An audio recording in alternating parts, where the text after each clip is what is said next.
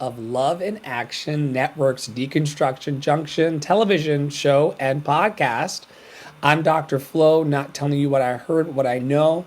What I know is that you are loved and lovable. You've always been loved and lovable, and you're always going to be loved and lovable for the rest of your days. It is our positive intention today to be present to the needs of our community, to encourage, equip, and empower everybody who has a dream to make it come true. And over the next hour or so, we're going to be sharing in love with each other. You know, we're joined every Thursday these days by the wonderfully talented Tara Praolo Studio, who's somewhere in that kitchen over there tending to the baby. Is it pasta for lunch? Tell me what's for lunch with the baby, and also who you are in the world for those who may not know you. We are currently having leftover taco meat, goldfish, some lunch meat that is turkey, and what else are you having? Oh, and a cheese stick. And I'm about to cut up the rest of this banana from breakfast. I'm Tara Praolo. I am your resident Black, biracial, multi-passionate musician. I talk about the ish that nobody wants to talk about and push you to do the same. Yeah, what you just heard, I don't know if I got it on mute soon enough, is our WhatsApp chats. If you are interested in being in community with us, we just ask that you send us a flare once a week. So you can like a post, you can check in our Facebook group, you can do whatever, but once a week, show up in a clubhouse room, whatever, because we want to be in community with people that want to be in community with us. We are also always, you are on mute if you are talking.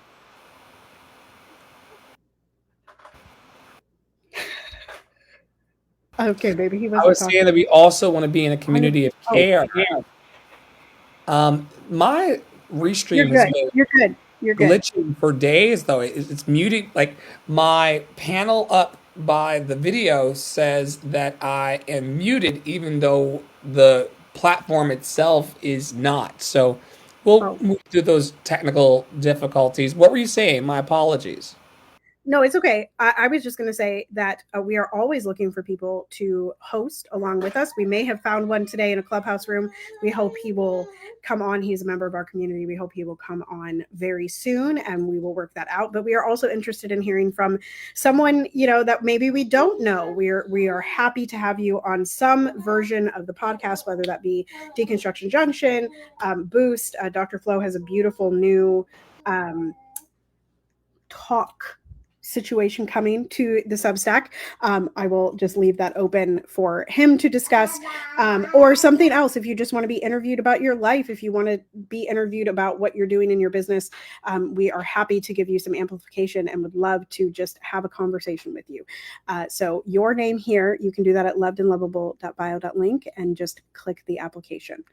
Okay, that's all. Could you take a moment, Tara, to tell the people about how we got here? Like, how did Deconstruction Junction come to be? What were we experiencing? I think we've been doing this for over a year now, of these conversations. Can you tell people a bit about how we got to this present moment of sharing in life? Yeah, so, you know, I did... I guess going on 18 months ago, I did a week of masterclasses, and I am hoping to bring back some of my masterclasses. I haven't quite decided what I'm doing in July, but there's going to be, except for July 4th, free and donation-based situations inside of Tara Praolo Studio, not just voice, but also, you know, deconstruction, decolonization, DEI stuff, blackening the canon stuff in July. But anyway, I taught a week of masterclasses, and that inspired us to kind of bring back our masterclasses like we used to teach on Clubhouse, and in other spaces like Dr. Flo was teaching them on TikTok, et cetera, et cetera. And so we had a cycle of different masterclasses, right? So we were doing this, a beautiful watermelon. It's gorgeous, darling. I saw yours on the counter, so I had to go get mine. It is over there. Yeah. So then we were teaching like they were like, it was like singing, I don't remember, business, social media, and then it was deconstruction. But what we realized was a lot of the conversations that we were having on those other podcasts or those other master classes were virtually the same as what we were having on Deconstruction Junction, because what we do in one area of our lives, we do in the other areas of our lives. And all of this, everything that is happening in the world is happening to our bodies, which is then coming out in our voices and all of the other things that we're doing. And so it's affecting all of those other aspects.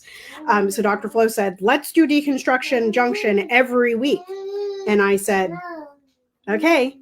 And here we are. So yeah, so we take the time to not just break down the headlines, but also break down anything that like is interesting to us. We've had a couple times that we've gone through threads and it's like, oh, we think we agree with that thread. And by the end of the conversation, we're like, wait, that thread actually came a little bit left, you know? So yeah, so we talk about politics, we talk about ceasefire.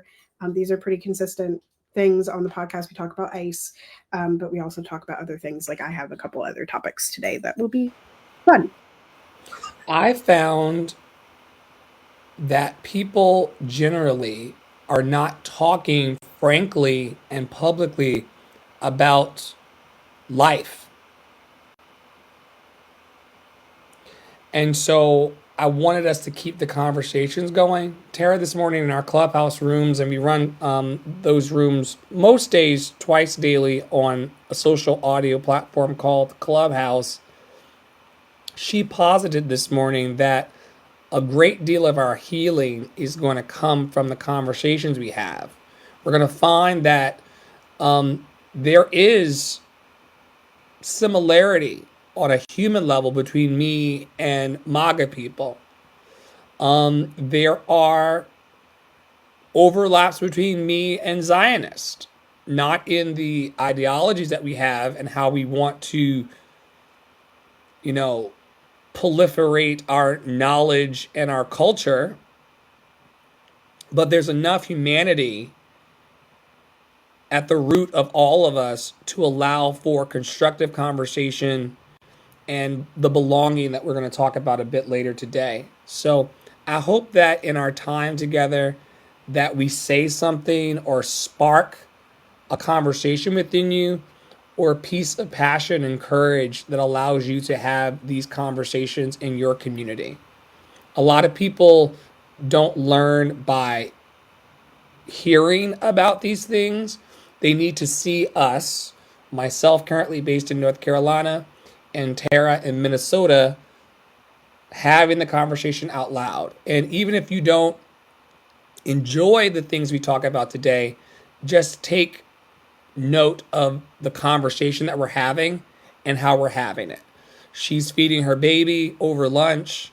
I'm sitting here in my superfan shrine, and we're just talking about the things that have been coming up in our path and what it means to us as humans on the planet. And Tara and I are performers, so it would seem that we would have a podcast to push our products or push our shows or push our events and what have you.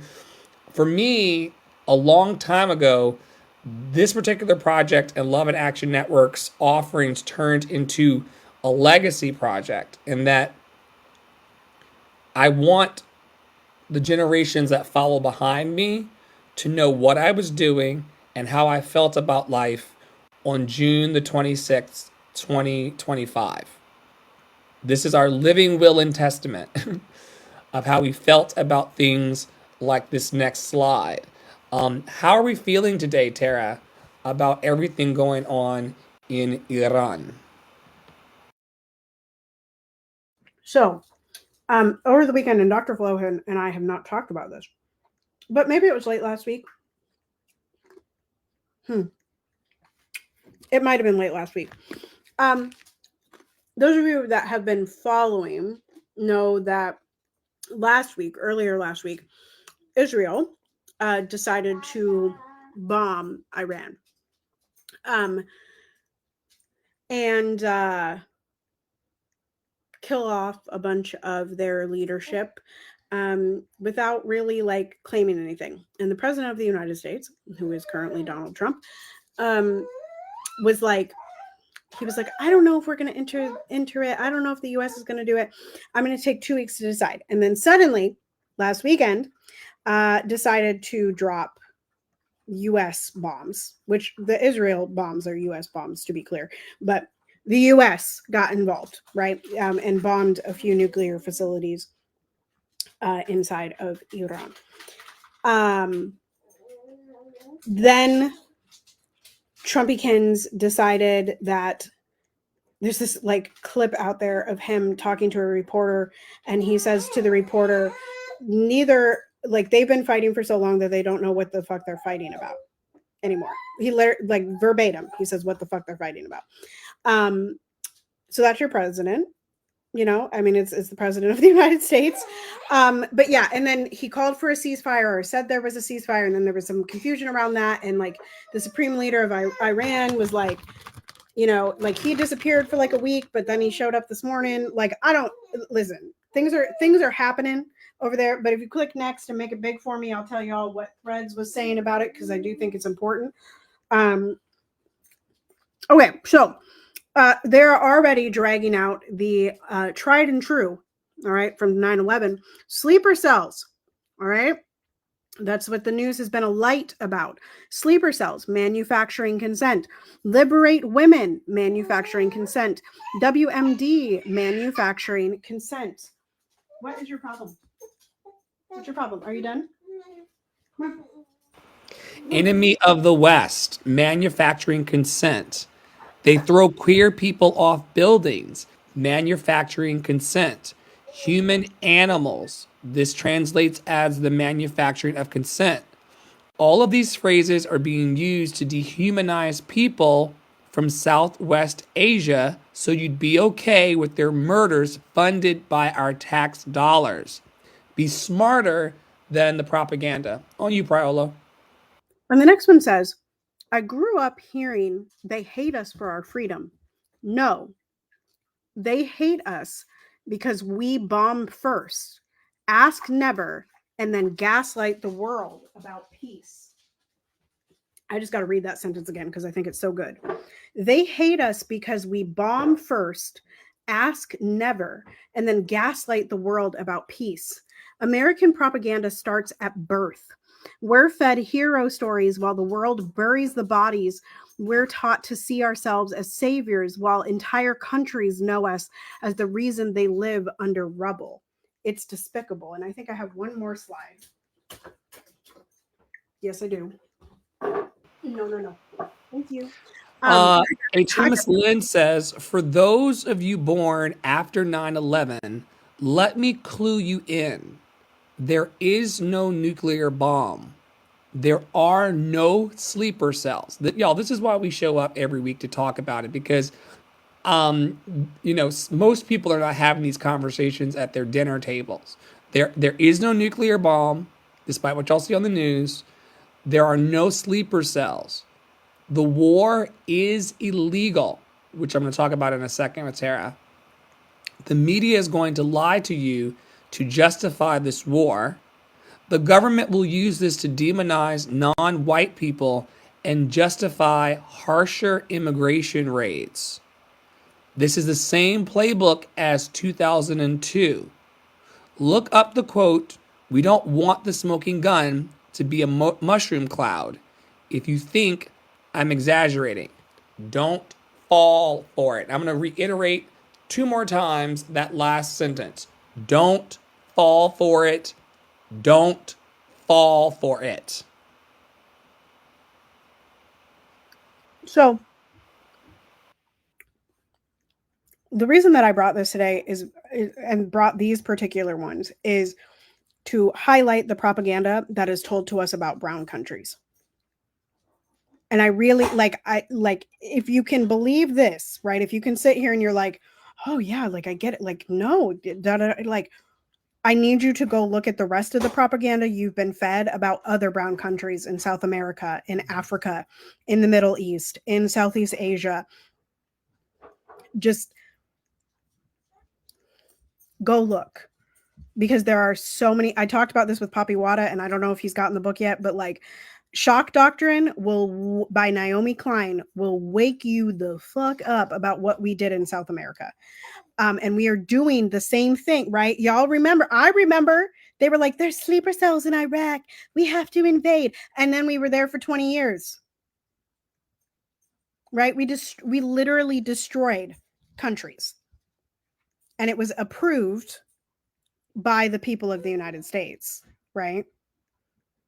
The approval rating of George Bush was not as low as Biden's or Trump's, right? So this is all just to say that, like, don't, like, really truly, y'all, the big news sources. I was so disturbed over the weekend because I was like, I can't really find anything. Threads isn't a light, but I saw something come from New York Times and I just want to verify it. So I turned on the TV. It was like late at night. Turn on the TV. I go to CNN. Okay. And I was so disturbed because where was Anderson Cooper but in Tel Aviv, Israel, reporting on the United States bombing Iran? I was so disturbed by that. And I just had to highlight that there are terrorist organizations, but they don't hate us. They don't hate the United States because the United States did nothing. They hate the United States because of the violence that the United States propagates on brown countries. Every brown country, and every brown person, everyone. The United States does that. And there are going to be more organizations sprouting up from the current violence.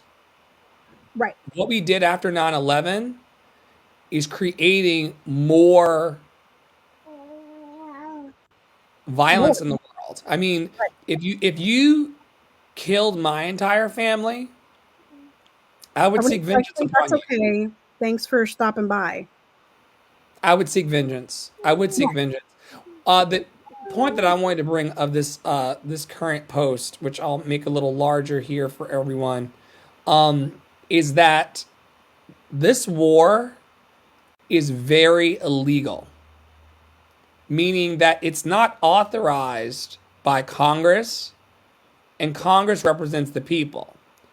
I would like to believe, and I trust, that most Americans don't want to be engaged in other people's wars and certainly don't want to see the genocide of people groups. Once again, folks, these are humans. They have hunger like you, they have thirst like you, they have families like you. They want to be happy, healthy, and free, just like all of us. And the fact that white aligned people in power want to drop bombs because it is lucrative, you gotta follow the money. Bombs cost money. Bombs cost money, but also the other part of the Middle East. The whole reason that the Middle East keeps coming up, the whole reason, right, that George W. Bush tried to finish what his daddy started, right? Because let's be clear, his daddy started it, right? Is because there is so much oil. There is so much oil in the Middle East. And that, I mean, the bombs are money too, but the oil is money. So it is illegal. To do without the authorization of Congress. I did see another thread that was like, that was my child knocking the whole computer over. I did see another thread that was like, respectfully, like, calling your Congress members is the least action that you should be doing, because he has already overstepped Congress. Like, that, the point is, bombs fell without the approval of Congress. So yes, while Congress is supposed to be doing checks and balances, Congress also, the House, Representative Al Green brought impeachment things, whatever those are called. I can't remember what they're called. Proceedings. Proceedings, right? brought them. And 100, I need y'all to hear this because it's about the Democrats. And I need y'all to stop believing that the Democrats are going to be the thing that save you. I talked about it in my stories the other day that the idolatry of Donald Trump is the very same thing that y'all are doing to Kamala. It's the very same thing that you do to Bernie. It's the very same thing. It's the very same thing.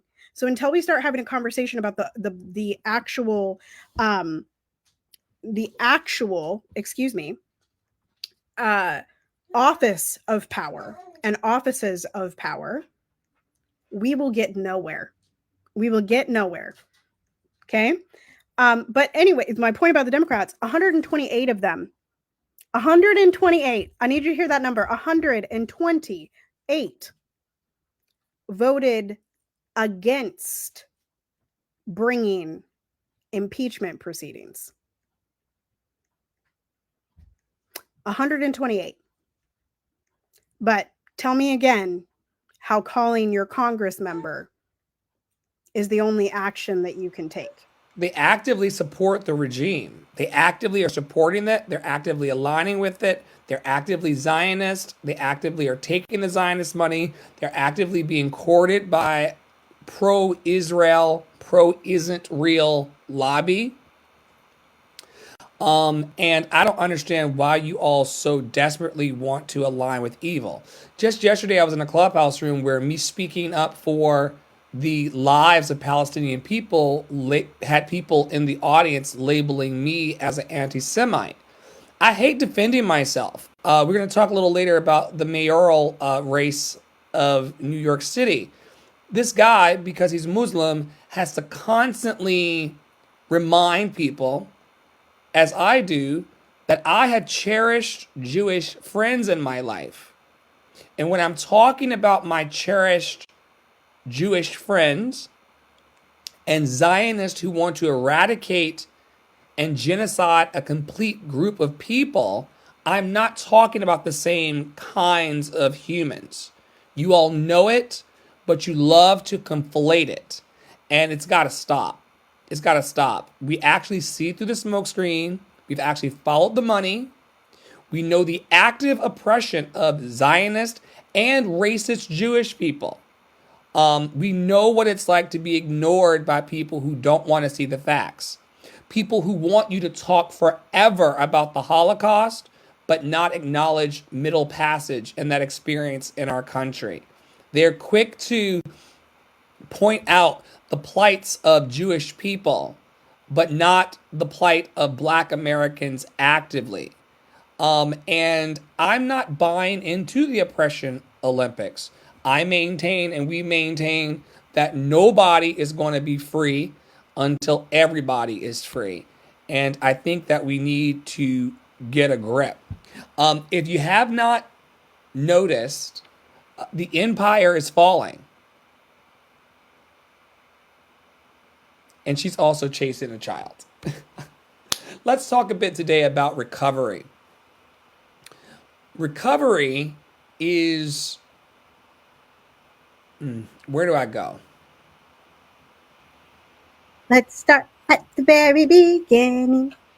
A very good place to start. You have to know that something is broken to fix it. Even if the brokenness is your brain chemistry and your relationship to yourself. I started last Thursday, a week ago, having a real and honest conversation with my community about my feelings, emotions, and my physicality. I was not feeling good anymore. My God. We got to go back. That wasn't the beginning. Drunk dial a senator. Yeah, you can do that. Tony, I love your picture over here. I love the graphic. And Tony's right. Shout out to Tony. People are our greatest resource. We love him so much in our community. Sorry, I just saw the comments. Lobbying should be illegal. People putting their special interest ahead of the interest of the collective should be illegal. The fact that they are allowed to take APAC money and act like it's not influencing the governance that Tara was talking about is the beginning and the mother of all lies. And Tara, I want to ask before I start talking about recovery again, if to the people listening who think that reaching out to their senator or drunk dialing their senator is the solution, but we know that it's not going to help, what would you have them do? So I have a couple things.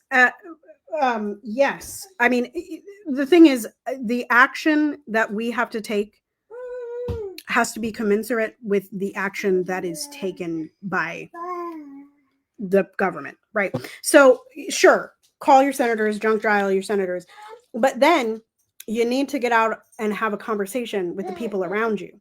You need to figure out who can help you, right?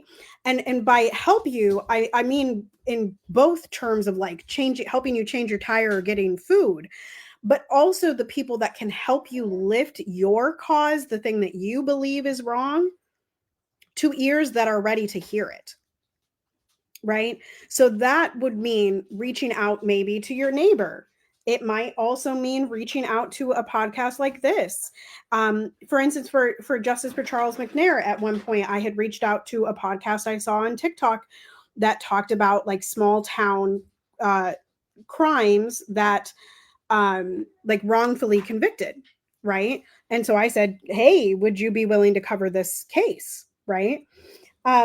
And so that's stuff you can do. Like finding your community is so important. Tony talked about this in the clubhouse room this morning. Finding a community is one of the best actions you can do. Then gathering that community, right? And I know that for some of you, that's like, oh my God, but I don't have any like event planning experience. I can't. Find the person that has it. Find the person that has it, right?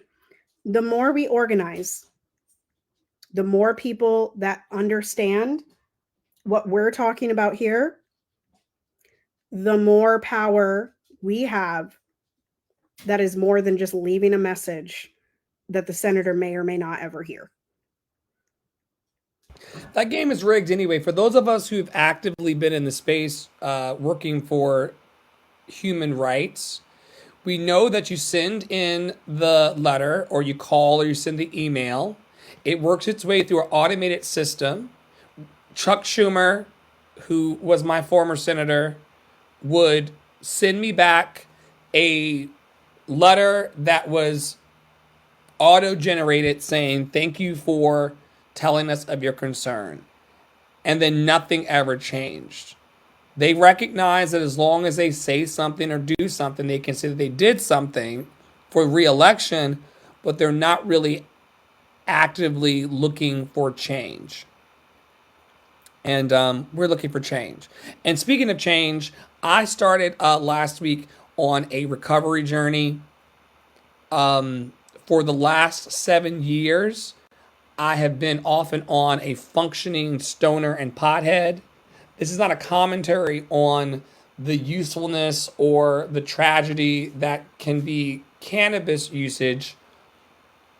All I will say today is we must recognize in our lives when we are doing things and in environments that do not serve us. And I've come to a place of understanding that the substance abuse,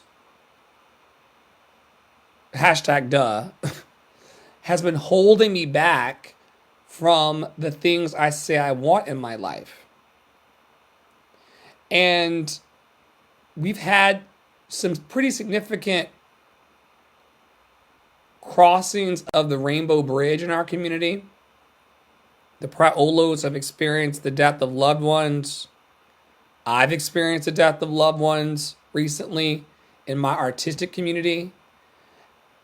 You know, RIP to Grandma Dolores. Both grandmas Dolores. And RIP to Penny. Penny, my friend Jeff. People are leaving the planet. I'm very acutely aware that time's a ticking on how long I'm here. Do I want to be here in exacerbated anxiety? Do I want to be here emotionally and physically numb to what's happening in my community and the world around me? Do I want to move? Because I was an indica guy, y'all. Do I want to move at twice slow the speed that I could move towards this podcast, towards You my would have show? never won a Mario Kart game with me. You would have never won, ever. I can't even steer the car the right way on these games. My right joystick and left joystick coordination is something I didn't get in life. I can sing a whole show of wonderful music for the world, but getting my left thumb, which one? Because one of them is actually the direction, and then one is the camera. And I am, I might as well be playing with my feet, right? The dreams I have, and we have to get real about this stuff. The dreams I have were not going to complete with the level of self-loathing and self-hatred I had slowly poisoning and killing myself. And if you are out there today and you're doing anything in your life or maintaining any relationship to a substance or a person or otherwise that's not causing you to move towards the things that are going to make you happy, healthy, and free, I would encourage you to investigate it and perhaps make some really, really tough decisions about who you want to be. I talked to Tara last Thursday. I said, we're moving into a territory of abuse, substance abuse, because the substances I'm using are not making me feel good. It's actually making me worse. And I didn't ask her to help me out of it. I just wanted to have a real and honest conversation about how I was feeling. Something that brought me joy was starting to cause me pain. Lots of life changes were happening, and I felt weakened. The moves that I'm trying to do to encourage, equip, and empower 800,000 people annually to love themselves more, to find themselves to be loved and lovable, to stand as superfan number one in their own support line, it was starting to unravel because I was poisoning myself. So my story is this, and I've told the story over the last few days. The weed that currently exists in our society is not the weed of years prior. This is a whole different monster. If you do the research, they are continually amping up the potency of these substances. They're making it commercially available and putting it on the shelves to be addictive so that you do not leave. At one point in this recent journey, my weed bill was $600 a month. Now, it's mine to spend on whatever the fuck I please, except it was harming me. It was making me anxious. I was not sleeping at night. It was challenging my relationships. It was not making me feel at home in my body and my professional and personal relationships. It had to go. The issue is because it was intentionally made addictive, this path of leaving would include night sweats, night terrors, um, headaches, physical nausea.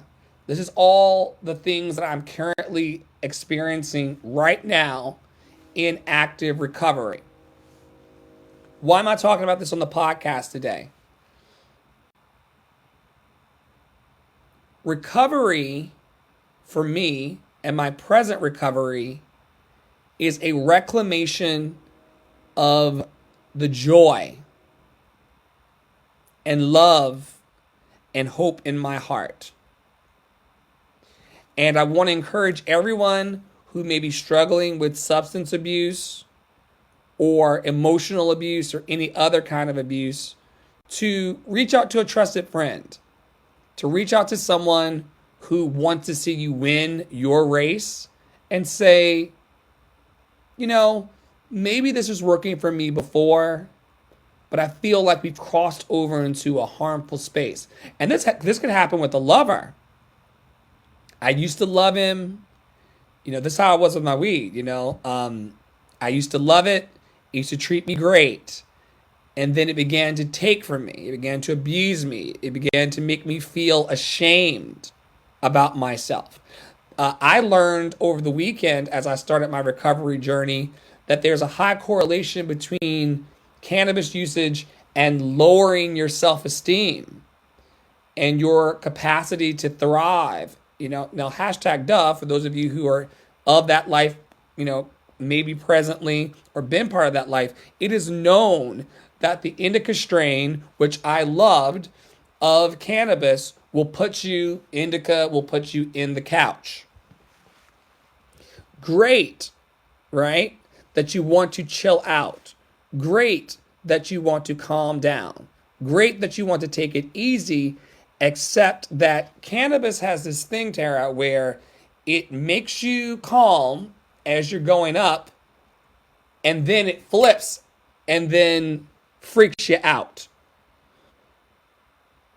Who wants to be on that roller coaster?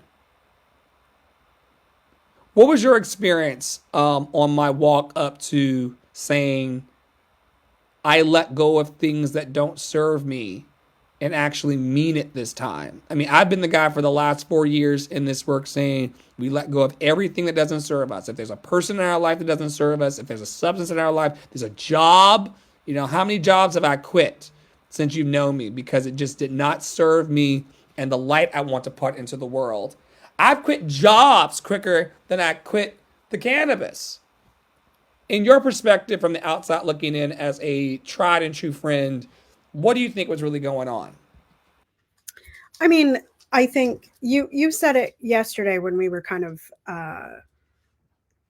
when you were sharing a lot about what you had learned, and one of the things that you said was, I just forgot the thread. Hold on, it's gonna come back. It'll come back. I'll go a different direction, and then it'll come back because that happens. I think you also said this yesterday. This wasn't the thread that I was going to go for, but like you were just saying, at one point it was fun.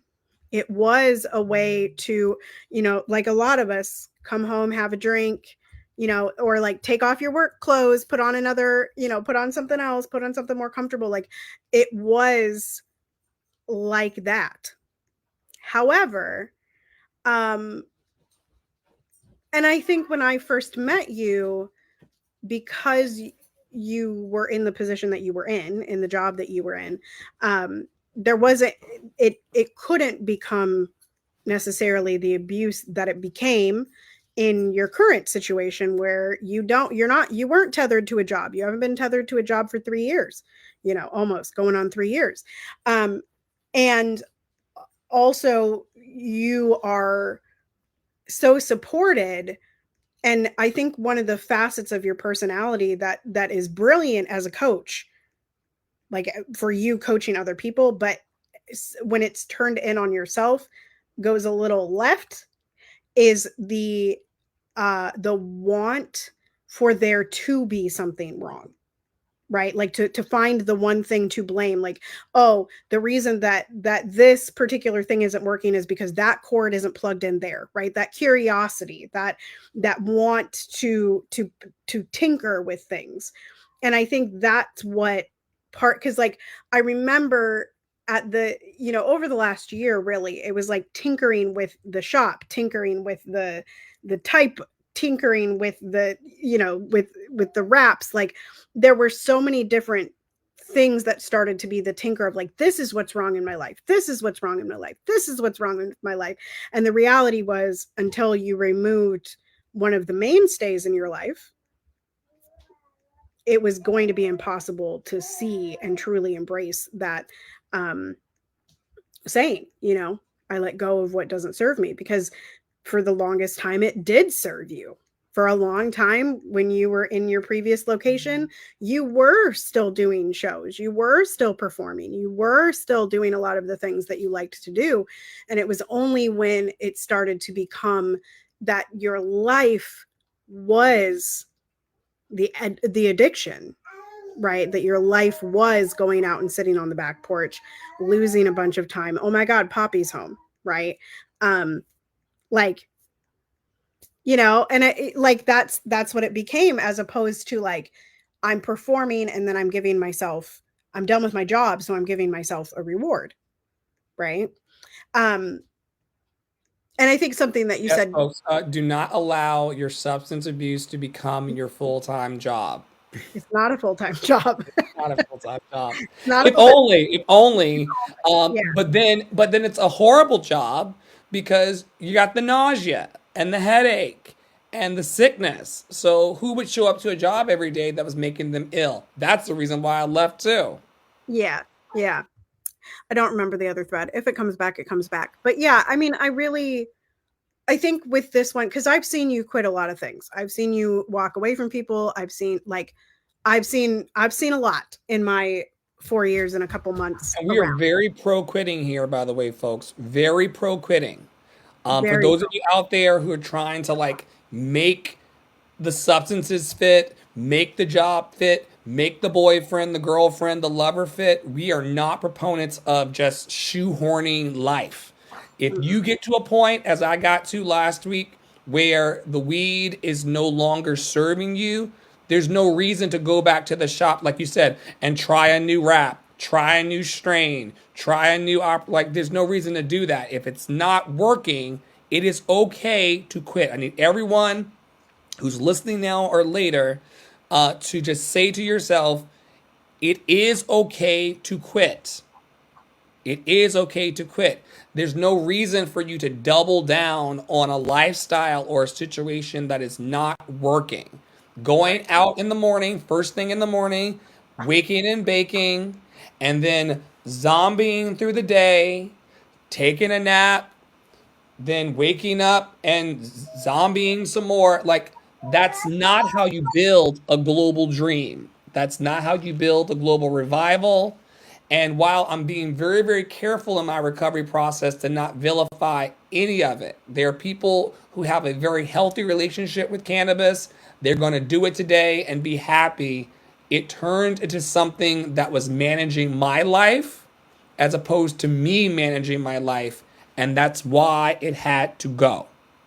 And if you're out there today and you've got something in your life that is overtaking the entire experience and not serving you and making you happy, we give you permission to quit.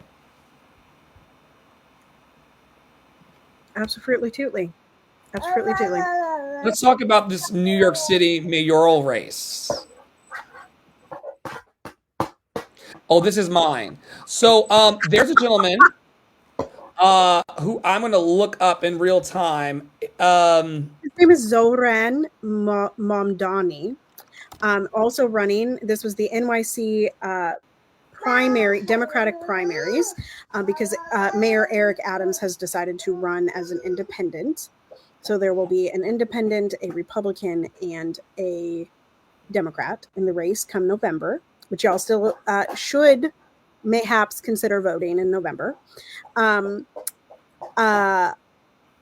other candidates were Brad Landon, who was the dude that who got arrested last week for holding on to an immigrant. That's the same dude. Same dude. Got arrested by men in masks who refused to identify themselves and produce a judicial warrant. Same dude. And then Current also, clan, as I call them, current clan. yeah, the what are you saying? The disgraced governor of New York, Andrew Cuomo, was the other. And Brad and Zoran really did a number on Andrew Cuomo. Like they were like, they went on a late night show and like somebody was like, so why do you support each other? Like what, why are you like each other's number one and number two, da da da da. And they were like, because we don't want Andrew. Like, like it don't matter who wins because we don't want Andrew, and we share more, as we've been talking about all day today. Like we share more than we don't. And yeah. Anyway, continue your topic. So what do you want to say about Zoran Mamdani topples Andrew Cuomo in New York City mayoral race. The 33-year-old Democratic Socialist, important to note, lawmaker outpaced the ex-governor who has conceded in a stunning primary, signaling generational change in the Democratic Party. That's also evil, by the way, y'all. Zoran Mamdani, a 33-year-old Democratic Socialist lawmaker, is on pace to win the Democratic primary for New York City mayor. This is 2 days ago. A seismic shift in what normally would have been a sleepy re-election for the incumbent Eric Adams, and one that involved toppling Andrew Cuomo's political comeback. Cuomo conceded defeat late Tuesday night and said he called to congratulate Mamdani. Mamdani won 43.5% of first place votes to Cuomo's 36.3%. And the board is expected to announce full results on July the 1st. This gentleman has a lot of public support. He had the backing of Bernie Sanders and AOC. I want to open up the discussion a bit about how you think this is going to really directly impact Democratic politics. Like, I don't believe in either of the parties. Who's the independent? Eric? Evil. Yeah. So I don't think. Okay. I said this on my story. I'm so sorry, y'all. I got stuck for a second, but it didn't come out as silence. It came out as multiple gays. Anyway, listen real good. I'm a student of politics. I love politics. I also see exactly what's happening, like the theater of it all. And I can tell you all that tomorrow we will absolutely, and as we go forward, if he wins this, if he becomes the mayor, what we are going to hear is, when he turns 35, he's going to make a great president. He's the savior of the Democratic Party. Stop it. Stop. He is not. I honestly haven't found anything bad about this dude in the research that I've done, but also stop. Because again, back to what I was saying earlier, like, we still haven't reconciled what being the president means. Like, for whatever reason, not whatever reason, because colonization tells you so, there's this belief that if we just place the right person in office, the entire country will change. That is not true, because the office is the power, not the person. The office is the power. So just because y'all think you're going to put another brown man up there, you're going to put a brown woman up there, you're going to put a black woman up there, the office of the president is to be a war criminal. It is to corrupt. It is to colonize. It is to be an imperialistic nation. So it doesn't change anything. So to want this man, who again seems to be very energized, seems to actually want to bring about some real change, don't go messing it up by asking this man to be president. Let him work on local politics where it actually matters. I think it's cool that he is a proud democratic socialist. I think that's a pretty cool thing. I mean, it makes sense that he aligns with Bernie Sanders, and Bernie Sanders supported him. Actually, the TikTok of Bernie Sanders giving the endorsement is pretty cute. I went and looked at some of his campaign stuff because Imani / Crutches and Spice over on TikTok was talking about how well the campaign was run. And I like the theater of it all. I do like seeing the campaigns run. Like, for instance, last summer, we knew that Trump was going to win that election, not only because of Elon Musk, but because, did y'all not see the picture after he got shot, pew-pewed? Did anybody see the picture? Because the picture What are you talking about? What picture? The picture was genius, with the American flag and the fist in the air. And Are you talking about when Trumpicans got allegedly? when he allegedly got shot at. It was amazing. Okay, it was great marketing, and this dude had great marketing, right? However, Piper, come on, stop. He has faced a lot of Islamophobia. And the other thing I want to point out is that he is a Muslim democratic socialist who won in the most Jewish city in the United States. Just throwing that out there. He's catching it. He's catching it.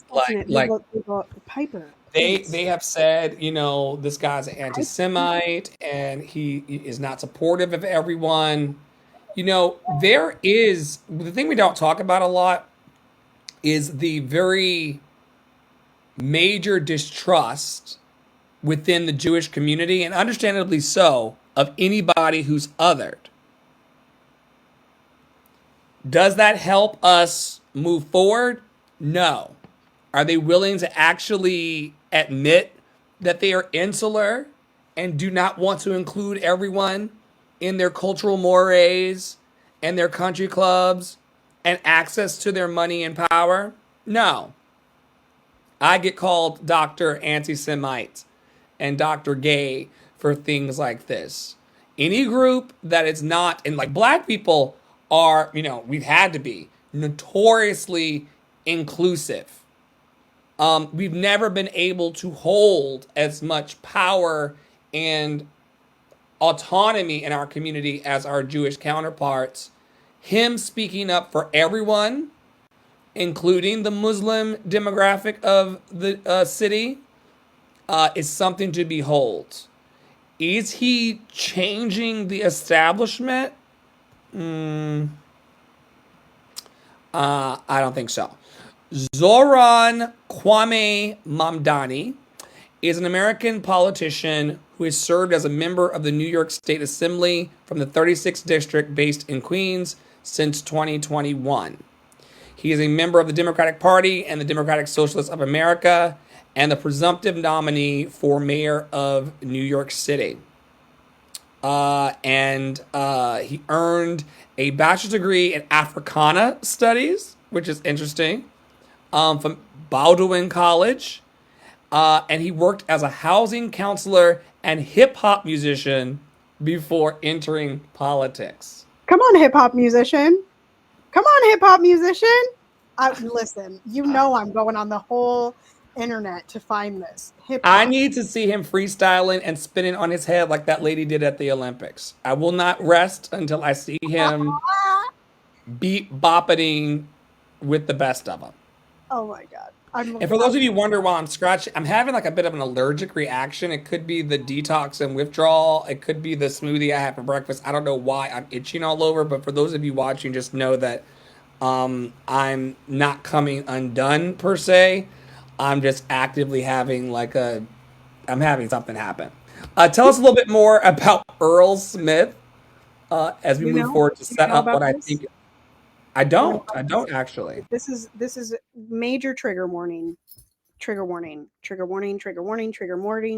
Modern day lynching attempting to be covered up by the folks. And there's a TikTok video that explains it, I do believe, as the second slide. So if we can go there, that would be great. I think. He may have left me here. but we need the TikTok. Earl Smith, I believe this is New York as well. There it comes. Here it comes. Another black man hanging from a tree in 2025. And we're just supposed to swallow that and move on? No, not this time. Not Earl Smith. He was 58, a father, a grandfather, a man who had just been baptized. And on the morning of June 11th of 2025, his body was found hanging from a tree in Albany, New York. And before his family could even process what happened, before a single piece of footage was even reviewed, the police said there's no foul play. It looks like that line, that's the rope now. Sterile, passive, clean. But the message is the same. Don't ask, don't push. Just move along. But let me tell you why we can't move along. Because we've seen this story before.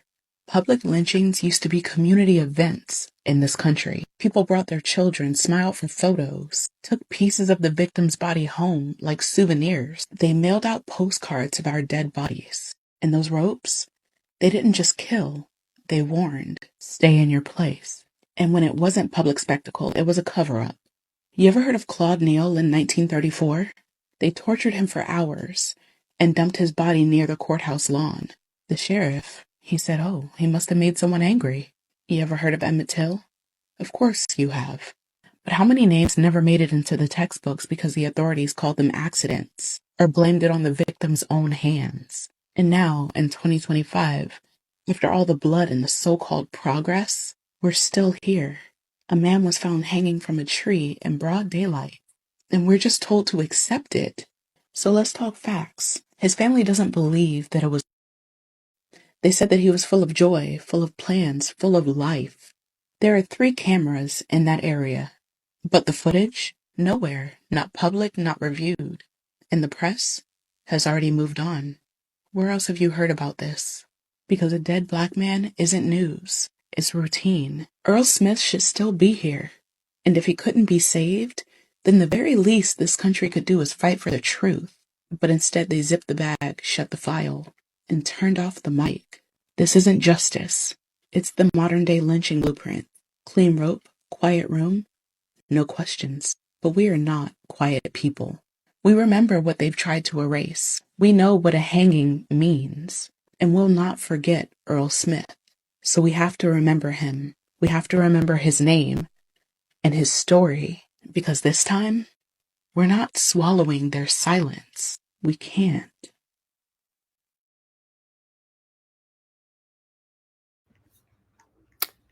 So that's Earl. Child, this reminds me, this happened on Long Island during the pandemic when I was still in the city full time. Like, there's also a young lady who was hung in a local park here in this particular village that I live in. There were It 2 trans black people that were hung in California a couple of years ago during COVID. the propaganda of fear. They really want us as people of color to walk around in life being afraid of pissing someone off or making someone mad. Have y'all ever thought about the fact that black people don't necessarily want to live in a world where we have to endure the bullshit in the first place? It's nuts to me. But the cover up is crazy. The cover up is crazy. And why are people, or why aren't people of all colors speaking up about this? Do we not value life?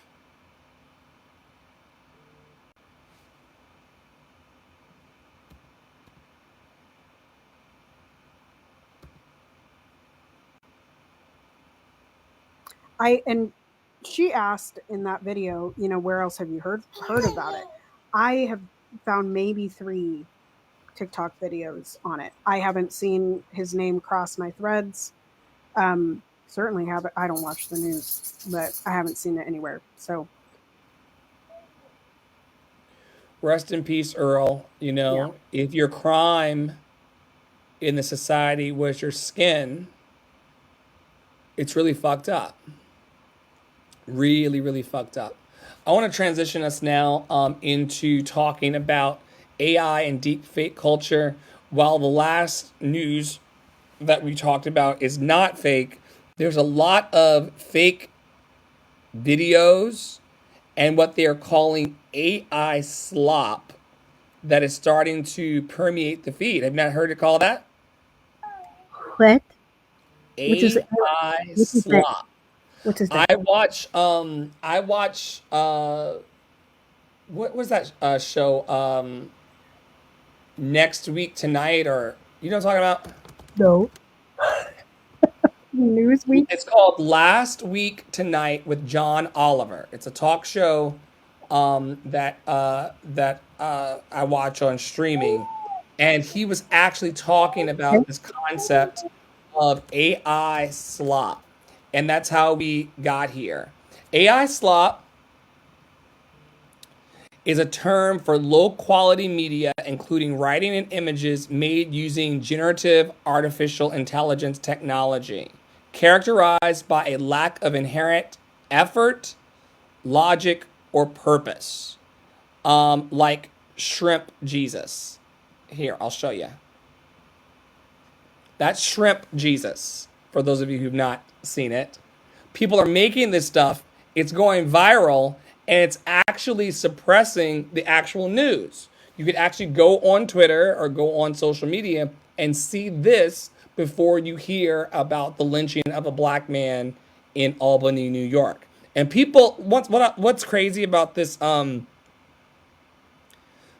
public lynching that happened in New York State is that people presume that the North is safe for black people. It's not safe for black people because they don't want to talk about the harm that's being caused by their alleged supremacist counterparts. And this deep fake culture and AI bubble that we're going into, I think is going to have a far reaching effect on how we get the real news and talk about the things that matter to us. Because Shrimp Jesus is easier to find than a story about Earl. What say you about the proliferation of AI and the ways in which it's kind of overtaking our feeds? Like, we've had to work very, very hard in our community over the last 4 years to be top of mind to people. Like, we go out of our way to message our community members multiple times a day, to stay up on this podcast, to keep our streak of 85 weeks going of showing up in encouraging, equipping, and empowering content for the community. We have to really, really work at it because our feeds are being overrun with things that aren't real, such as deepfakes, or just AI stuff that's out here as slop. How do you think that's going to bode for our future of needing information that actually liberates us, Tara? Well, I have a question about this AI Jesus shrimp, which is, why is he not black? Like, at least put in a better prompt, okay? Because that's white Jesus, okay? That's not black Jesus. Anyway, here's the thing. Here's the thing about wow. That looks like Poseidon.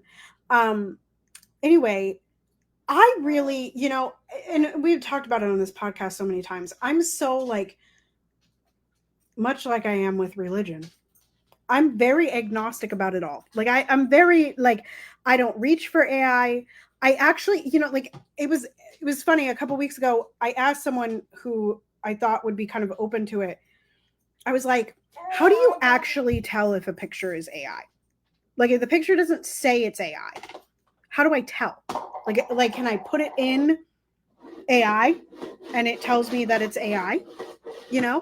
Or like how can I tell when I'm just like scrolling that it wasn't someone creating graphic art from something that already existed, or someone that created art? Like, I feel like you shared something a long time ago. This is probably like 2 years ago.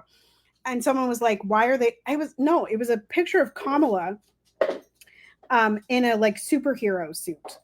And somebody was like, why are they sexualizing her? And that's like, I just remember this conversation.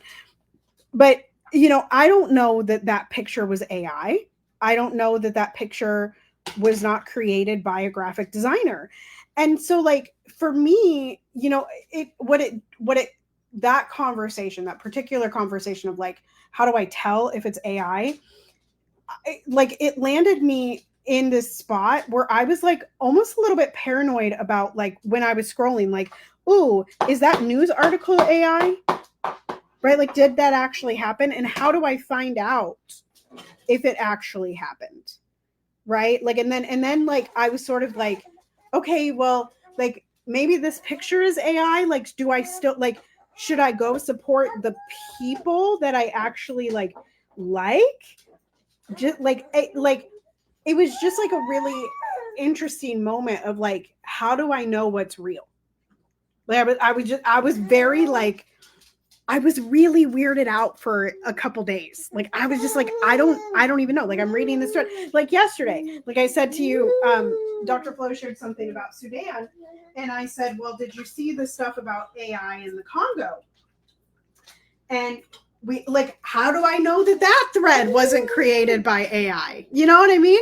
Like, so for me, like in my body, it makes me go, okay, I need to do some more research and find some people that like I know are real that are corroborating this story, right? Or are like corroborating this thing. I personally think that people can absolutely tell when it's something like that, when it's slop, like, oh, this is just for funsies. But I also think what it tells us, like when the feeds are filling with it, the people that run them are trying to make us dumber. But number two, people are just seeking to have some fun, right? Like people really, I think, we've spent so many years in the liberation spaces, in the social justice spaces, making people see, right? Make them hear you, make them see the racism, make them see that these people are dying, make them see that they're starving, make them see. We must make them see. They have to see, they have to learn.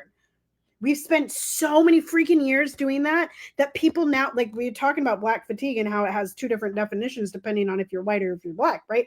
But like that is that, like the whole thing about needing to be serious, like saying that liberation has to be so serious is what drives people into AI slop, right? Because a lot of people aren't getting on the internet to go research liberation. They're getting on the internet because they're tired of going to work and not making enough fucking money to pay their bills. They're tired of having a 40-hour-a-week job and not being able to live. They're tired of wanting to go on a vacation that they can never take because there's the next credit card bill that's due tomorrow because they're living in an unaffordable nation. Right? And so I think, when we talk about like, how do we break through, you and I, how do we break through when we're talking about joy, when we're talking about love, when we're talking about liberation, is it and I think part of the reason that we, at least in the feedback that we get on Clubhouse, it is because it is an open, affirming, spiritual space that includes joy. We end every single room in gratitude. Every single room in gratitude. And I think that like the way we combat it is instead of, and I don't even know that we need to combat it. I think it can exist as it exists, right? I think the AI slop can like whatever. There's people that are going to get their rocks off by it. Da da da da. I don't really care. I'm not going to yuck your yum for liking that, right? But I think we just have to be equally as joyful and equally as silly, right? And equally as open to belonging. Maybe there is somebody that genuinely believes that the Jesus that y'all worship was a white shrimp. Like, who's to say? We weren't there. We didn't live. You know what I'm saying? I'm not doing that. I'm not doing that with you today. Just to anchor what's happening, because I did a little bit of fact checking here. In the Democratic Republic of Congo, artificial intelligence presents both opportunities and potential risk, and there are concerns about its potential damaging impacts. The damaging impacts are disinformation and manipulation. And for those of you hearing all of these alarm, Hello, here is your reminder. It's time for Love the and action programming. Whoa. Flow. I like the ways they Please can set your name. Love and action programming. how would I know who she was talking to unless she's called my name? So disinformation and manipulation. There's surveillance and privacy concerns. There are resource extraction and environmental damage that's happening. Extracting minerals like cobalt, which is necessary for AI hardware. Deepening inequities, lack of preparedness. There's just a bunch of concerns that they're having. And I mean, any impoverished nation that's being pillaged and colonized is going to experience these things. I don't think we have a slide today about the hunger that's happening in the Sudan. Just tons of things to heal at the same time. And we're supposedly the humans that are supposed to do it. It's wild. Which leads me to my next slide of the day. Do we care? Do we have the capacity to care? This is a conversation that was introduced this morning in one of our clubhouse rooms, which we are running delayed to because we're here holding space and taping the podcast. So we'll get to that soon enough. I just want you all to know that this morning we had a conversation with Tony from People Are Our Greatest Resource about the ways in which care has the capacity to unify us. In a culture where people are really, really raising up this idea that like there's a limited number of things that I could care about, and I promise you I don't give a fuck about the rest. We are trying to find a space where there's actually more care, and the things that we care about, which are not avocado toast, by the way. Tara does not like avocados. I love avocados. Since there's no unification around that care, go on. Listen. The one part of avocado toast that I would like to try, and this is a 2026 thing. Okay, so some of y'all, I mean it's 2025. Some of y'all know that I really wanted to try king crab legs this year, and then I found out that ordering them from the freaking thing was going to be $100, and for like one crab leg, and I was like, there is absolutely no way that I would do that. But I have found a new thing, courtesy of Gigi on TikTok, who makes Eloise, and I'm obsessed. She also made chocolate from scratch.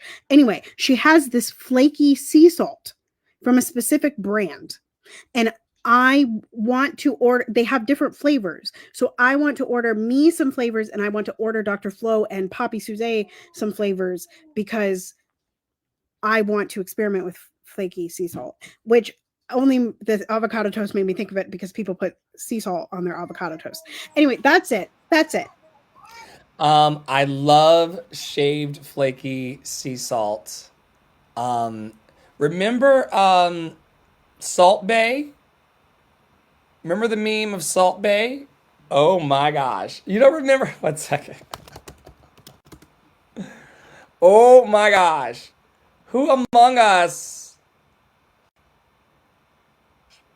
This is Salt Bay. This is a guy who the whole internet was going gaga about because he would make food and he would sprinkle the shaved salt onto the dishes like this. I have never seen this man. Totally a thing. I clearly Totally a thing. He got very, very famous. This salt is way cheaper than I thought it was. A Turkish chef whose signature move.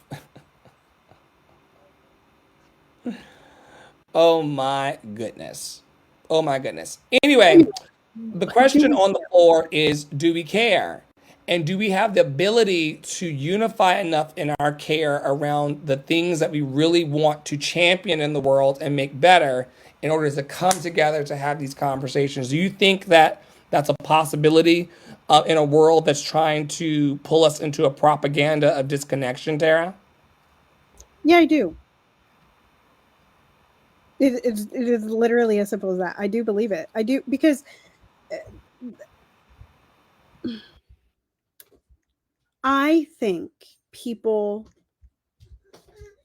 you talked about this maybe in a clubhouse room, maybe on a podcast, I don't remember, but you talked about, how people are waking up to class consciousness, and people are really trying to be like, people are looking for something different, right? And so I do think that, like, there's a pendulum that has been swung all the way to this side of disconnection. We are incredibly disconnected. We are incredibly without community, all of these things. And I think that the pendulum has to swing the other way at some point. So yeah, I believe it's possible. I love what Tony shared this morning about, as long as there are people in a space that care about the same things, you can move forward. And it lessens the bullshit when you know what you care about and you find people who care with equal compassion. I really like the idea of that, and I wanted to bring it today to surface in the community. You have something here about friends versus community. Did I spell friends wrong? No. Okay, it's a video. Click the video and then we'll go there.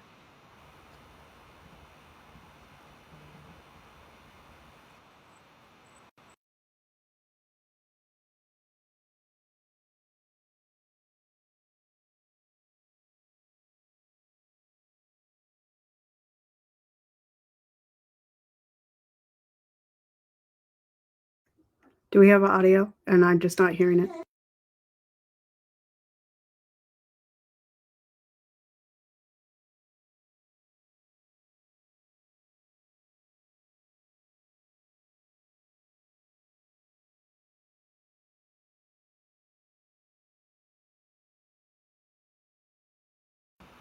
The technicals today are taking me all the way out. I don't know why the platform is not cooperating, but stand by, y'all.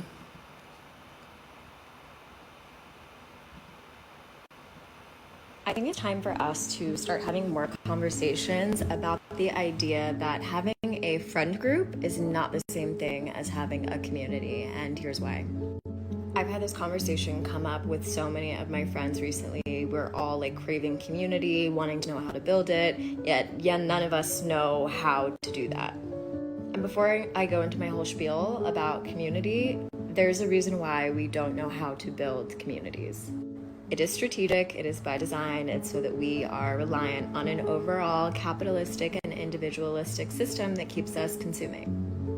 So when we have this very superficial conversation and saying like, well, I have friends and I have a friend group, therefore I do have community. It's not the same thing unless you are comfortable going to those friends and telling them when you don't have enough of a grocery budget to eat this month, that you're struggling financially in general.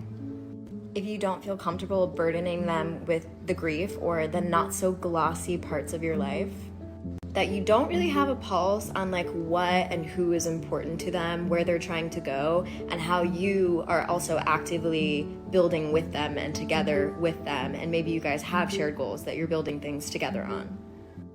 And so that is the main difference. And I do want to say, like, I do still love, all these initiatives about like communities coming together and like, having ecstatic dance and yoga and running clubs and mixers and all of that. Like, all of that is really great for meeting people, really great for getting us off of our phones. But here's why it's not sustainable. What we're craving, what we're actively seeking is essentially like a village. And villages weren't just built from knowing people in the village. They were built from relying on people in the village. So when we have this conversation about building communities, we can't have it without reliance, interdependent connection between other people. And an understanding not only of shared values, but like, where are those people trying to go? What are they trying to build towards? And are there projects that you guys can actively get involved in together in order to build together? AKA, how can you be strategically pooling your shared resources to create a better future, not just for yourself in isolation, but for everybody around you and everybody that you care about? So yes, you have a friend group, but does your friend group do that?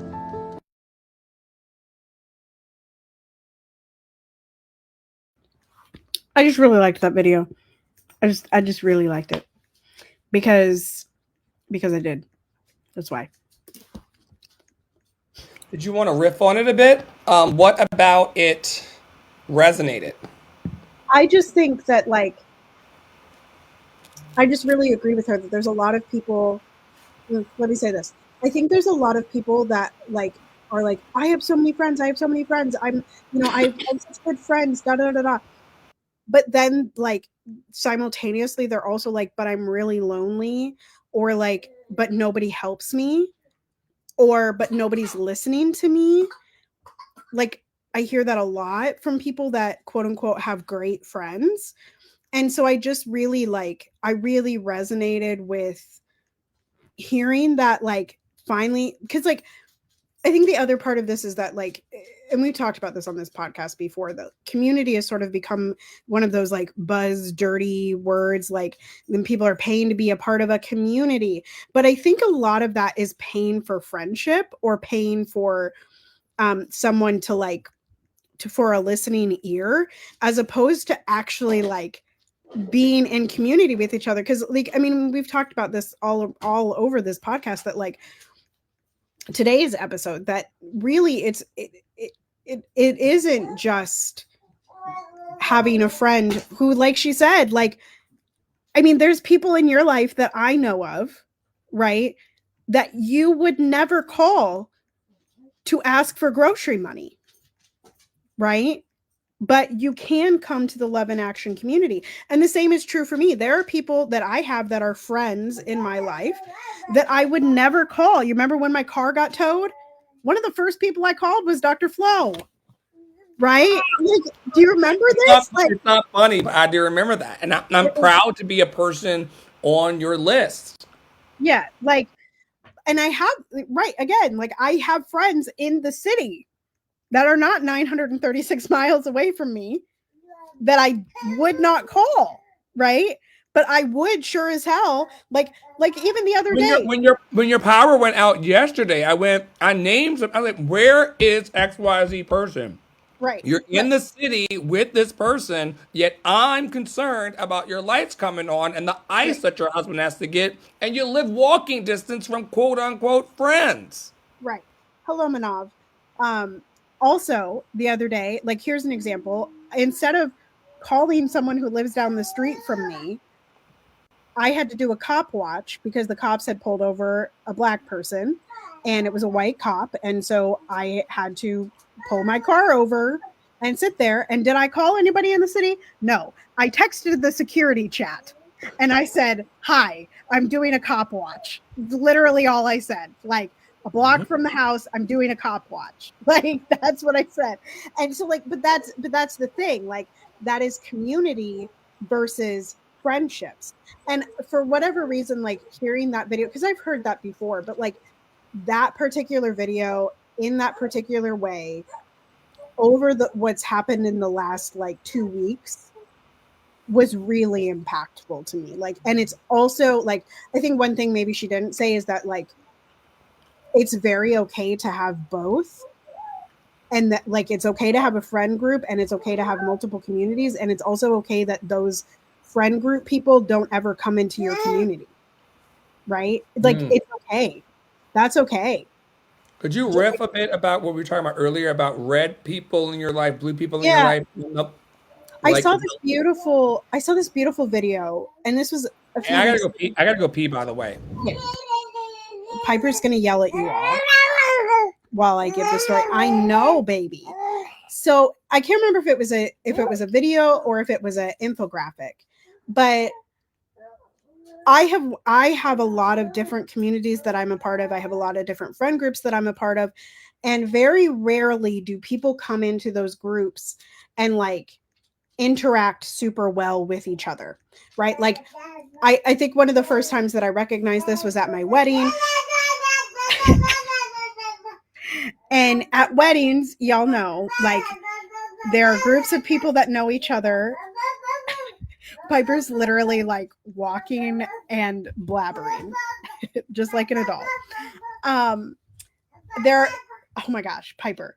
There are people that like literally know of each other, or like know the bride or know the groom, and like they've never interacted with that table next to them. You know what I mean? But those people are integral in one of the primary people's lives. And so anyway, I have been wondering for a long time, because this has been really true for me since I was in high school. Like, I used to get to choose my lunch period, so I could go like first lunch, second lunch, or third lunch. And I would hang out at different tables every lunch period, right? But those people at those lunch tables never hung out with each other. And I always thought the problem was like me, right? I internalized that so much, like, oh, like, you know, like I just pick bad friends, or like I like people, like, I don't know what the hell I thought, but I had always internalized that. So anyway, so I saw this infographic. I think it was an infographic that was like, sometimes there's a purple friend. And that purple friend has, purple is made up of red and blue, as you all know, right? And that purple friend, the mix, like, it's great. They can have red friends and blue friends, and it feels good to the purple friend. It feels very good to the purple friend because those colors mixing together are beautiful. However, the blue friend and the red friend never get along. They do not mesh, right? And they're never going to get along. And that is okay. Like, and I really took that to heart of like, okay, like, it is okay that I am the girl that has like a friend group here and a community here and another community over there and a friend group here that never necessarily like integrate really truly fully. Like, they might come across each other at my TED talk, at the ribbon cutting of my future building that I'm going to build for the Priola Foundation. They might come to the book signing, but they're never going to like talk behind the scenes to each other. Like, they're just not going to do that. Right. And so I just think that that's important. I used to have a problem with this in recent past. In the last couple of years, I would try to make everyone in Love and Action Network get along. You know, like, you all love our work here. You all love my leadership. You all say you love me. Why can't everybody just play nice? Sometimes those personalities just don't. They just don't mesh the same way. Yeah. Right. Yeah. And we have to be accepting of that. But I did love this take from her because, you know, if you can't call someone up for grocery money or gas money or to get you out of a pinch, you know, this is why I've been talking for years about how I think that friends, or the American standard of friendship, is very ornamental. Yeah. Like, what am I going to do with a friend? I've often said, oh my goodness, we're just great friends. Well, if you're in a pinch, or if the revolution comes, we're going to need more than friends in the revolution. We're going to need community. Come, child, we need way more than friends.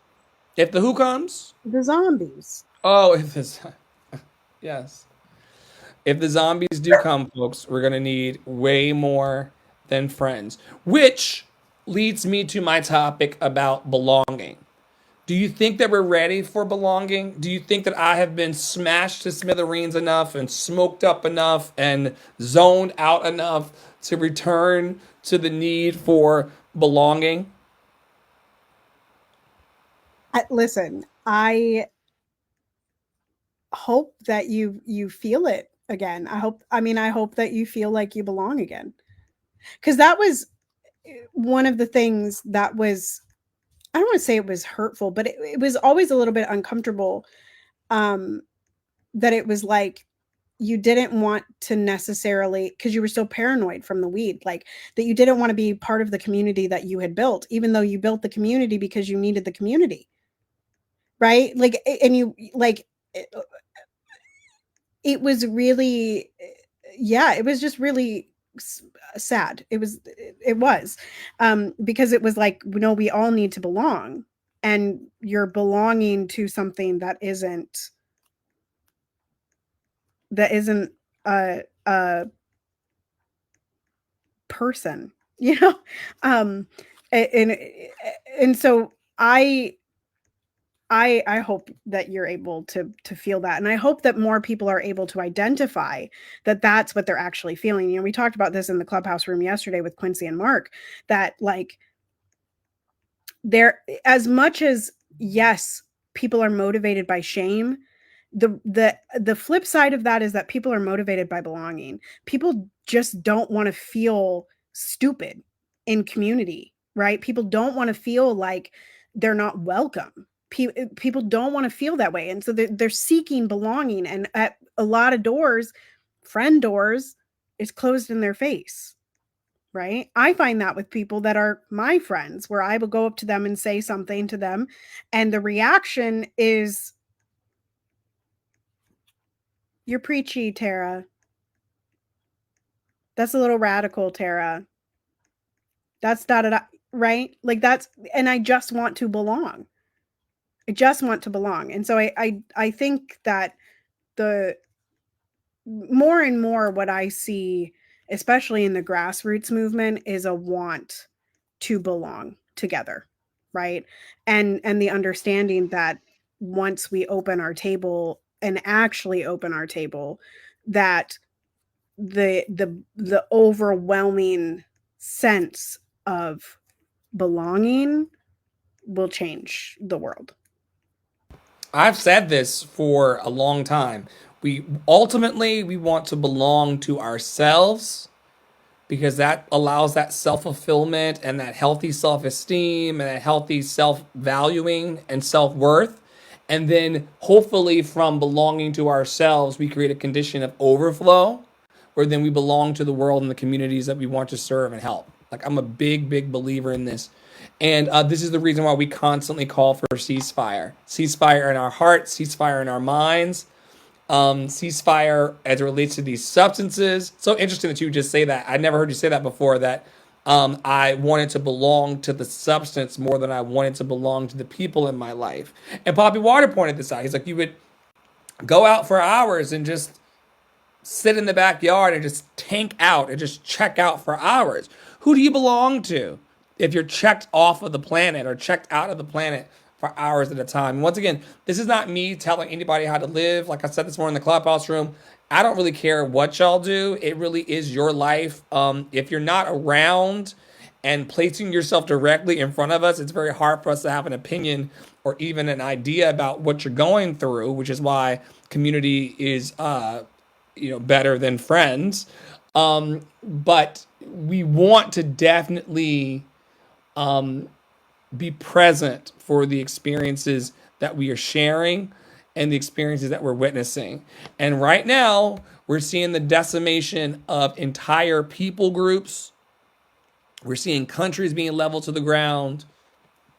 We're seeing the starvation of 2 million people over in Gaza.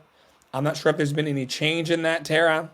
It's just really awful to know that as a human, thirst and hunger is real.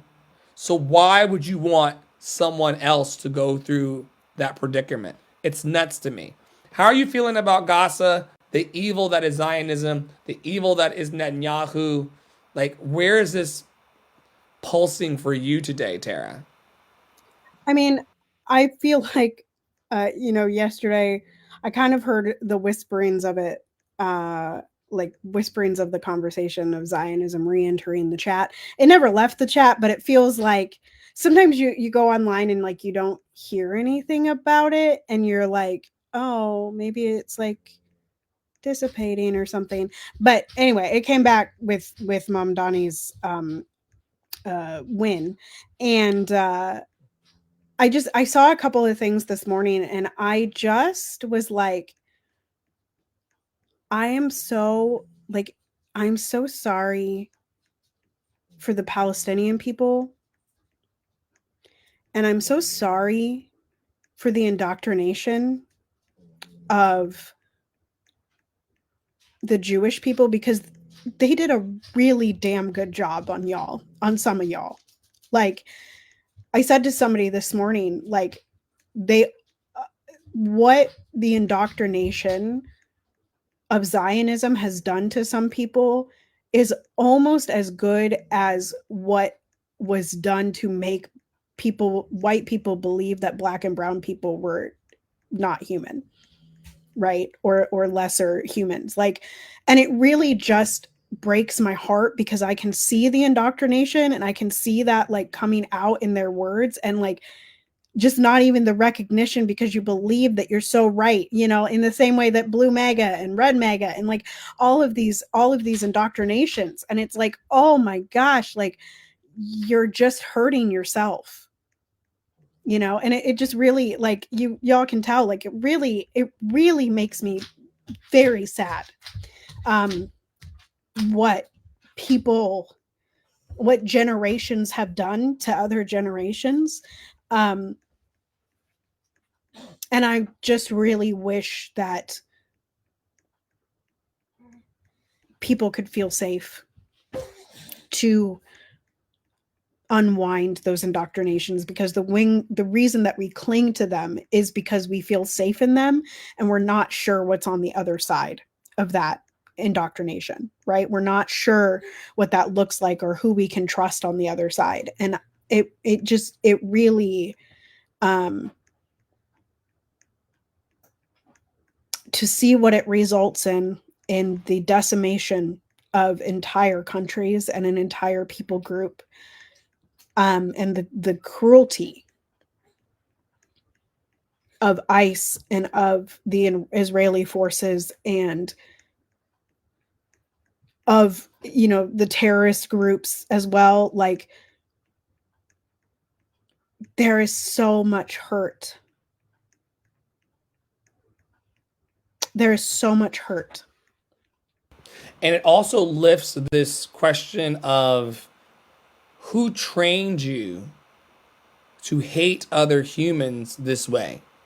I'm sure that if we went down ICE member by ICE member, Zionist by Zionist, we'd be able to point to a person who planted the seed. It could have been, like we talked about earlier, the attack on your village or the loss of someone in your family, either way. But like, what is the seed that caused that hateful tree to grow that a man in Albany hangs from? You got Right. to really pull the weed up by the root, as our AMB says, right? And where how can we unravel that hate feels like safety? Because I think that's the reality of a lot of people, is that their hatred, and the thing that is trained into them to hate, is what's making them feel safe, and that's why they cling to it. Like, and it really, like, again, I don't know why today, but today it just, like, I scrolled threads and I was scrolling Instagram stories, and I saw a couple posts from Zionists that were like scared of Mom Dami. And then I saw some other posts that were like, it might be anti-Semitic. And then I saw some other posts that were like, calling for like a free Palestine is anti-Semitic. And I was like, what is, like, wow, the indoctrination. And wow, do you feel like, why do you feel so entitled that way to believe that other people need to die for you, for your safety? Right? And that could be any group of people. The eradication of people because you don't feel safe. And I don't believe, once again, like we talk about the substance abuse, these ideas never complete. The loop doesn't close. You never feel safe enough to stop killing a bunch of people who may be vengeful back towards you because you weren't honoring of who they are. It's nuts. Right. So yeah, I just, it really landed on me today. For whatever reason. I think about it a lot, but it really, it got me today. And understandably so.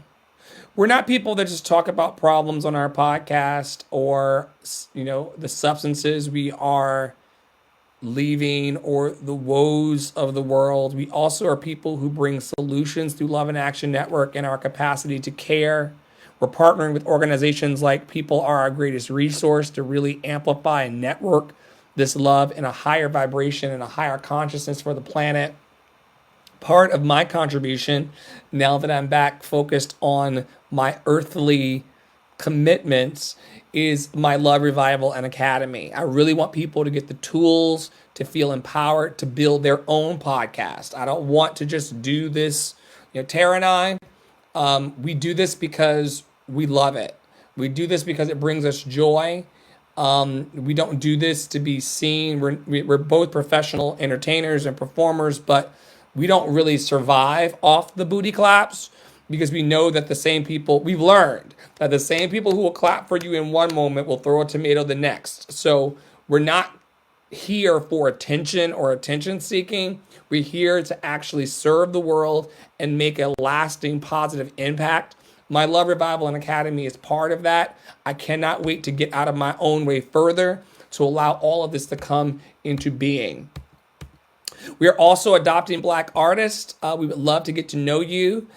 Black artists like Zamdani and his hip hop. We would love to call all Black artists into what we're doing. We know that you need cash apps. We know that you need supplies. We know that you need better platforms. We know that you need training. We would love to get to know Black artists and help them move from their overflow. I'm also hiring people for the Love Experience and to work on our team here to keep things operational. Tara has done an amazing job. Poppy has done an amazing job. Tony, Angie, the whole fun bunch has done an amazing job of keeping the embers of hope going. And we're looking for other people to partner with to either hire in a professional capacity or to work with within our volunteer org. We would love to get to know you better. Tara's also working on blackening the canon. Can you tell people briefly a bit where this idea is coming from for you, the genesis of it, and then how you see it moving forward in the next few months? Yeah, listen, we can't fix everything. We can't fix everything. I literally cannot stop the bombs from falling. Me, myself, I cannot do it. I do not have the buttons. I'm not in it. I'm not there. I'm not the person, right? But what I can do is I can change the indoctrination. I can change what the next generation experiences when they're walking into classical music. I can expose people to what I feel. That's my mother. What I feel is so ancestral and powerful, and I hope that everyone gets that experience inside of classical music and beyond. So right now it is a group chat that my child really wants to tell you all about. It is a group chat on WhatsApp where I drop things as I explore composers. My second album will be coming out. I think I have to connect with Poppy Wada one more time for the album cover. And it was supposed to come out this month, but things happen. And then, hey. Yeah, just one minute. Just 1 minute. I'm not Dada. I'm Mama. Mama. No, that it's all da. But then also I want to move to actually teaching about rep. I would like to have consultations with artists to get Black repertoire into their standard repertoire. I'm hoping to explore some arias that are specifically written for mixed people. I found a couple composers that have done that, so I'm excited to explore those. And yeah, just see where it all goes, and to liberate some more voices within the studio. I'm really hoping to formulate some kind of program for Black singers and working with those voices. I think that's it. But if you want to come in, the link's on my website, tarapriolo.com/links, and you can get to the WhatsApp chat. Thank you, Tara. Thank you, Piper. We are blessed by your presence. I hope that everyone enjoyed the love and truth that we shared today. I hope that the deconstruction of our thoughts and ideas, our lives, where things are landing on our hearts, personally, professionally, in the world, I hope that it did something for you. We do see you out there leaving comments. We do see you coming into community. We do see you watching. Once again, we're not doing this to be watched. We're doing this to elevate conversations and ideas that seek to make the world a better place that we inhabit. So I'm very, very grateful for your time and attention today. Very, very grateful to Tony and Manav for coming into the space and sharing that love and pulling us through this. Such a great moment to be alive. So yeah, on behalf of Tara Praolo Studio, Poppy Water 33, Tony, Angie, Dr. Cynthia, April, Quincy, Mark, a bunch of awesome humans on the planet that are part of our network that seeks to encourage, equip, and empower people to be their best selves. We thank y'all for watching. It's so amazing to be part of a community that wants to see our best selves shine through. A lot of people want to take and extract in a capitalistic world like this, but we are truly a mutual support network. Sometimes it's time, and I thank y'all for your time today, and I thank you, Tara, for your time today. Sometimes it's talent, sometimes it's treasure, financial or otherwise, but we're grateful for all the gifts you give. We've been producing high quality, uplifting content for our community now in this current streak for 85 weeks strong. For 85 weeks, we've been showing up week after week, sometimes day after day, to really say something that could be uplifting. We have kept our encouragement streak with the community longer than we've kept our gardening streak on Roblox. So the games can come and go, but community is what's going to last forever, and it's making a difference in my heart space. What's up? I will get our game streak to 85 weeks. Okay. I'm determined. I'm determined to get it back or start a new one. And now that you are in recovery and I don't have company and I am off all next week from the studio, I will be doing other things, but we're going to get it back. It's going to be I fine. think my husband's off next week too. All week? Yeah, the July 4th week, whenever that is that next week? That's next week, baby. Yeah, so it's going to be lots of family time. Ben and I are going to watch America's Next Top Model and Charmed. He has a date with me. Please inform him. I'll text him about it.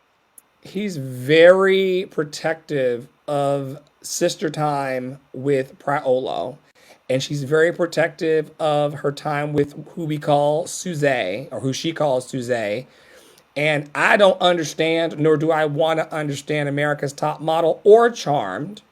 In fact, one of the actors from Charmed was like, it's on a different show. He was like, oh my God, like Leo or whomever. Is it Leo?